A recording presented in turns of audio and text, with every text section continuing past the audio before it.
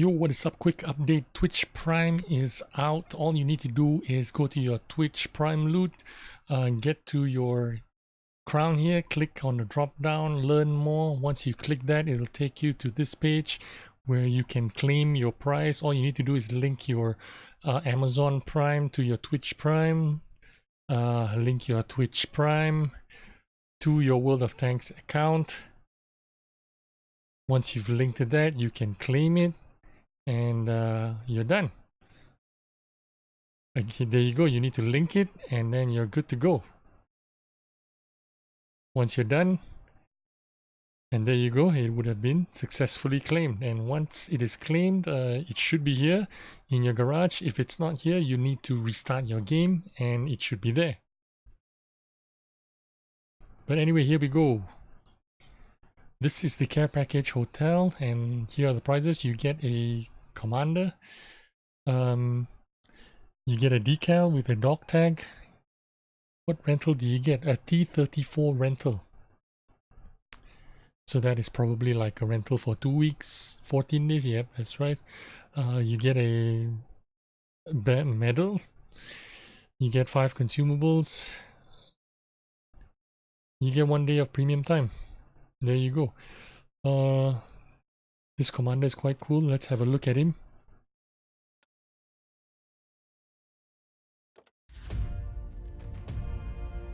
So he's going to be a commander that you can use for any nation. Oh, that's good.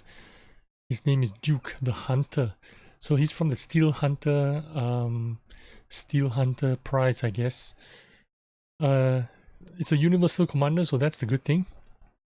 And you can put him onto any kind of tank, into any kind of position, I assume. Let's just make sure. Oh no, he's a commander only. He's only available for the commander position, but you can put him into any nation and any tank and any type of tank. So that's the good thing. All right, let's go. What is up? This is Peter McKinnon. I don't know why I just wanted to do that and see what it sounded like. But anyway, here we are in Malinovka with the LHMTV. I am going to this bush and not the bush right in the corner of K4, K5. Why am I picking up this bush? This bush is the quickest bush that you can get into and spotting the enemy if they decide to cross the field. And there you go, spotted the Batchat AP 5100, a couple of tanks, 3 tanks there. Now they're closing in, so I've got to run away. I took a hit from a Cannonen that was overwatching from the middle of the map. I've got to get away because the Batchat AP is pressuring me. Always remember to subscribe and turn on your notifications if you are here for the first time, especially if you are here for the mod pack updates. Every time I make a video, you will get an update, you will get a notification. It's really good, it's really quick. And I wanted to do a video on how to play this tank, so I've got 2 videos for you here today.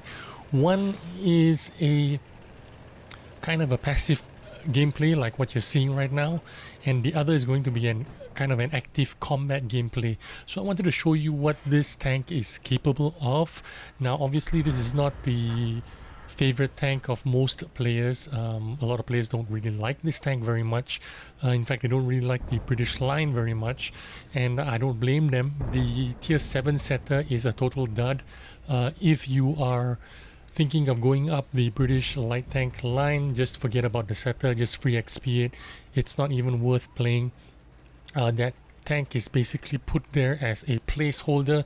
Wargaming wanted you to spend your free XP to free XP that tank and get up straight to the LHMTV tier 8 light tank. Now the tier 8 light tank is very much playable. It is not, of course, the greatest tank. You can't compare it to an LT432, but it is a very playable tank, and I am demonstrating right now exactly how to play it. This is a perfect kind of map for you to excel in this kind of tank.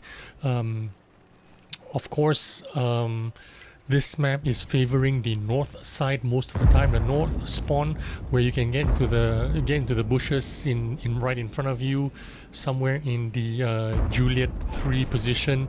That's a great position for you to spot all your enemies on the south side. So if you're on the south side, it's a bit of a disadvantage, but you can make the most of it by going to that first bush that I was in a couple of minutes ago when you first spawn into the game. Get straight to that bush to catch anyone that is driving towards that Juliet 3 bush and trying to spot our team. So if you get to the bush closest to you and spot them out before they can get into those strong positions, you can basically outspot them. And as you could see, I spotted these guys driving across here making their play. We spot them early, and when we have the early information, the rest of my team, and thankfully not the rest of my team, but at least the WZ-120, one of the stronger medium tier 9 tanks, came back and parked behind the cap circle where the windmill was, and he took that position to defend the K line. So that is how we managed to save this game. Otherwise this game would have been lost already. You can see these guys, they're all making the mistakes here, and I can spot them out easily because they don't know I'm here. By the time they made their move, they were already spotted and they were caught with their pants down, and this means my team can farm all the damage, and I can earn all the spotting damage, residual damage. I think I do about 7,000 spotting damage in this game alone. Not good enough for an ace tanker, but well, it's good enough for first class. But I wanted to show you how you play this tank, because I didn't really cover that in the reaction video that I made a couple of weeks ago when I first got this tank. Of course, that is a reaction video. It was a video of my first games. This is after my 20th, 30th game or something like that. To be honest with you, I really like light tanks. I like playing this class of tanks. It's very natural to me. I like the mechanics of using your camouflage view range to try to beat your enemies that way. And I like this game style. Light tanks are totally my style. I love playing this tank. It is not the most competitive tank in tier 8s, of course. It can't beat the LT-432, but it can beat a lot of other tanks. And one of the reasons why is because it's got an amazing camouflage value. Now, the camouflage value that I have on in this tank right now is 42.34%, and this is with BIA, with food, with camouflage paint. I also have the natural cover, which is the crew directives that you pay with bonds. Otherwise, without vents, you get about 40% camouflage value, and that is a lot better than the HWK-12, the German tier 8 light tank, which only has 32% camouflage value. It's better than the LT-432, which has 38% camouflage value, but definitely a lot worse than the ELC even. The ELC even 90 is the only tank that has better camouflage value than this tank. This tank has 42.34. With the ELC even 90, you can push it up to almost 49% camouflage values, which makes that tank almost invisible. So with this tank, what you are doing out, what can you do? What are the strengths of this tank? This tank, the strength is number 1, as I mentioned, the camouflage value. Number 2 is the AP penetration, standard shell penetration. 226 is a lot better than ELC even, which is 175, better than the HWK-12 180, better than the LT-432 176. Damage as well is 230, better than the LT-432.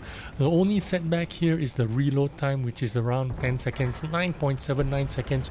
Really terrible reload time, but it has amazing shell velocity of 1020 shell velocity, which means this tank is great for sniping at a distance. And it also has a little bit of speed, 63 kilometers an hour going forward, 23 in reverse. It is not the fastest, most agile tank. It doesn't zigzag left and right very quickly. The turning radius on this tank isn't very good, but what can you do with this speed, with this accuracy, with this camouflage value? Well, on an open map like this, or even in city maps for that matter, you can rush right from as soon as the countdown ends. You can run straight to the first positions, the initial spotting positions. You can get there quicker than almost any other tank, except for, of course, ELC even 90. You can't get there faster than an LT432, and you cannot get there faster than any of those wheeled tanks. So as long as there aren't any wheeled tanks or any other fast tanks that can challenge your initial spotting position, you can basically get there a lot quicker than others, and you can spot them out others. And if you are being hunted down or you are being counter pushed, you can run away quick as well. 63 kilometers an hour, you can run away. It's not like you can't run away. So how do you play this tank? Get to the initial positions first, get the early spots first. You can run away. If you decide to fight, make sure you are using your camouflage, double bush techniques to snipe from a distance. It is a very good sniper with 1020 speed shell velocity on this tank. With the standard AP shells, you can do very well sniping from a distance. You will pen most of your shots. If you are facing higher tier tanks, like if you are in a tier 9, tier 10 matchup, you can fight with the using APCR premium shells, which is like even better than your standard AP shells. Of course, the shell velocity even quicker than the standard AP shells, 1275 meters per second on the APCR shells, which is absolutely amazing for this kind of tank. So you can really have some kind. It is a, you know, this tank is a in between an ELC even and an LT432. It is not a full-fledged combat tank. It is not a full-fledged passive spotting tank. It is in between both. Now I died there. That's too bad. The Lorraine artillery managed to take a shot out of me, snapshot me, and he got me there. Good for him. I still get 7,000 plus combined, and we are in Empire's border now for the second video. And this video, I'm going to show you the combat capabilities of this tank and how you can play this tank as a combat support tank. Now remember, as I said earlier, this tank has got a little bit of speed, 63 kilometers an hour. You can get to the initial spotting positions quicker than most tanks, providing it is not a wheeled tank or an LT432 or an ELC even 90. Those tanks are slightly quicker, right? Because the ELC even and the LT432 has 70 kilometers an hour forward speed, so it's a little bit quicker than this tank, but you can still get into these early positions faster than most tanks. Here I am spotting this guy earlier, take a shot at him. Now you can see that guy is on a mission, right? He's rushing forward towards this position. He also wants to get the first shot out. He didn't expect me to be there. Now what am I thinking? I'm not going to face this guy alone by myself, because I'm going to take a big hit for it for no reason. So what am I going to do? I'm going to get some distance between me and where I think that guy is going to be. He's going to pop up on that ridge over there, so I am preparing myself to shoot that guy. Now I should have pre-aimed and shot him because I knew he was going to go there, but I didn't. I waited I wanted to be certain. I wanted my teammates to be there first, and there you go, my teammate is there and he took a shot for it, and I still get my shot out on him. It would have been the same result anyway, because I wouldn't have been able to reload in time for the second shot. Even if I had, even if I got the drop on him and took the first shot at him the moment he peeked over, I still wouldn't have reloaded in time to get the second shot. So it wasn't going to be really much of a worth it proposition for me. Now here we are in a position where we have a 6 tank advantage in this corner. There is a VK taking that corner. Nobody wants to face him, but we are going to have a hero of a heavy tank go push that VK, which is the right thing to do, because they are overwhelming us in the middle. They have the advantage in the middle. We have the advantage down south right here. Somebody needs to do something, and that IS props to him for taking the initiative to push that guy, and we finish him off 6v1. I managed to take a pot shot out of them, out of that VK, and now what am I going to do? I can't push north to flank the enemy teams at the back. Why? Because I'm a tiny little light tank that has no HP, slow loading gun. I cannot fight enemy tanks face to face or even at medium range. I need to be the third party here. I can't be the 1v1. I can't be the two guys fighting. I need to be the third party. I need to be the lamppost. If you were on a date, I need to be the third guy, you know? I need to be the guy sniping from the side, sniping from the back, and that's exactly what I'm doing. I'm wasting a little bit of time here, not getting my shots out, but there's a good reason to it. I need to get some distance. I need to get some camouflage advantage. I need to get some view range advantage, and this is exactly what I'm doing, using these bushes here to see if I can get a little bit of camo values, some camo to help me out sniping from a distance. I want to support my team. They're gonna lose the middle part because a lot of the enemies, a lot of the good tanks are in the middle of the map. My team is just coming up from behind on the western side, but the enemy team has already cleared out the middle of the map, and now they are coming down the hill and pushing towards our base, and we are creating some good crossfire here. I'm crossfiring. There are some guys on the K line crossfiring, and there are some guys behind them crossfiring. So these guys are basically surrounded. I am shooting from a safe distance, and I don't think this guy even spots me, so I'm just going to farm him out and get as much damage as I can. Now I do get spotted in the end, but there's not much he can do about it. He's not gonna turn around and try to shoot at me because he's gonna have poor dispersion. He's gonna be shooting at me from a distance, which means his accuracy is gonna be bad. He is basically caught with his pants down, so this is advantage to me.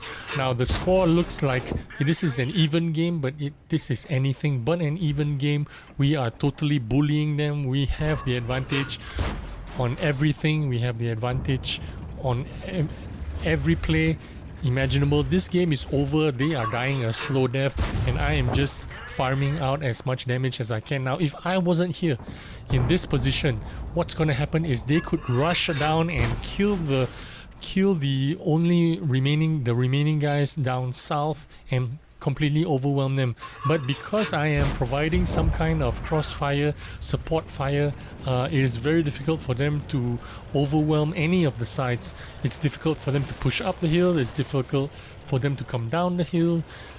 It's just a no-win situation for them. This game is already wrapped up, and basically what I'm doing is just trying to get as much use as I can out of this game. I am trying to get as much damage as I can, trying to finish off this guy. In fact, I am just rushing down this 329, hoping that my speed will be able to avoid his shots, and he can't turn his turret fast enough to shoot at me, so I'm just gonna farm him from the back. I could have loaded HE here and tried to pen him from the back, but during the fog of war, you know, adrenaline is pumping. I'm just trying to get as much damage as I can out of him, and now we want to try and get that S51, which is hiding a last known position around this corner. We want to see if we can get him here, maybe get one or two more shots before this game is over, and see if we can max out our damage. I think we do over 3,000 plus damage, 3,400, 3,500 damage. Not much spotting damage to be done in this game. That's because I didn't go north. I didn't go and try and spot anything in the north. I wanted to hang out in the south and on the western side to get the damage output out for this tank and try to get the maximum damage potential for this tank, and I have accomplished just that. So there you go, 2 videos for you. The first one kind of an active, kind of a passive spotting video for you. That was a patrol duty badge. You saw that over 7k spotting, 7k combined, more than 7k combined. Still didn't get an ace tanker for this This is the second game. Got a Confederates, got 3,000 plus damage and finished second. And there you go, the two kinds of play style you can employ in the LHMTV. This is not a bad tank at all. If you're grinding for this tank, you could have some enjoyment out of this tank, and I hope you get some great tips out of this video and enjoyment. And please give me a like if you enjoyed and like this video. Thanks for watching, and I'll see you again soon. Bye bye.